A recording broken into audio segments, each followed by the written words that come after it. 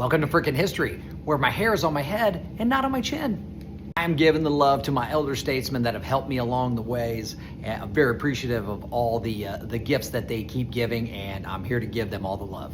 I got a few views in there myself, so let's talk a little bit about Manifest Destiny, and we're going to be talking a little American history, ocean to ocean.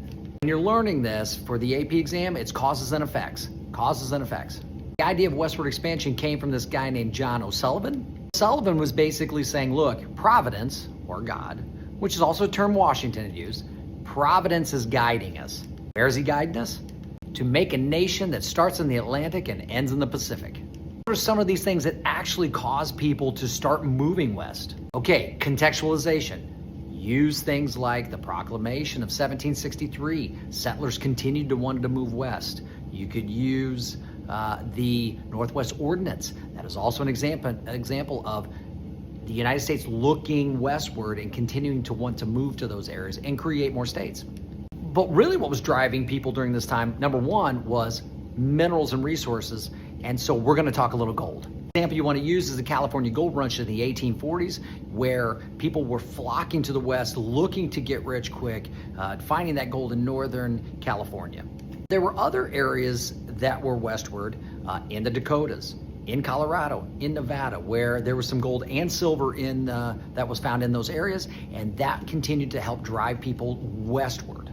Farming opportunities also opened up, and we're going to talk more about this later in the unit when we get closer to the Civil War.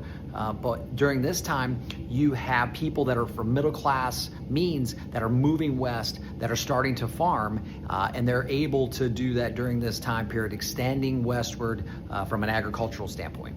One of the religious reasons why people were moving west, remember the Mormons. All right, the Mormons were being persecuted for polygamy. And then they were moving out of the Midwest into Utah, and people continued to move towards Utah for that purpose.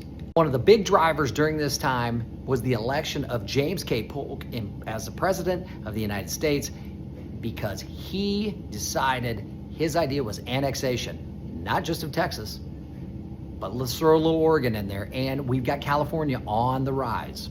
Here's the problem, okay? Texas is occupied by Mexico. They're an independent state. And we know about that because of the Monroe Doctrine and the ridding of Spain out of there, recognizing Mexico as its own independent nation.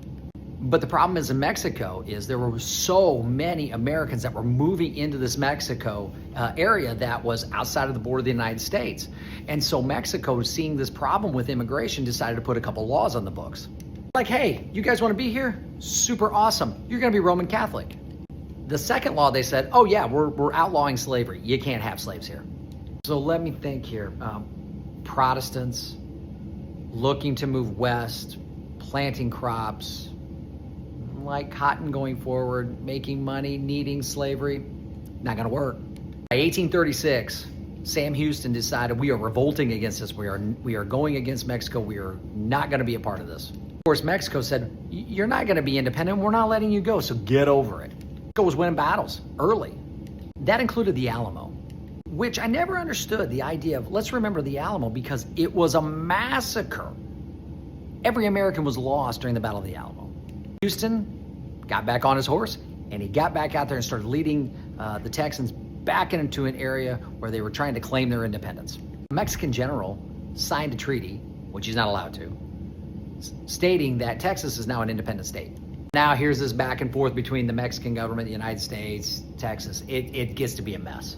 Because Mexico would not recognize Texas as the independent state that they thought they were, they applied to the U.S. to become a state to be annexed in that direction. Polk also was dealing with Oregon. He ran on the idea of annexation and pushing forward to create new states in the West. Did not disappoint. Talk about Texas later, but Oregon was another territory that again was disputed. You have British influence there, that they're still making claims to that territory. But Polk was able to make a deal with the British to get them away from their claims, and at the 49th parallel, there they are, created the Oregon Territory.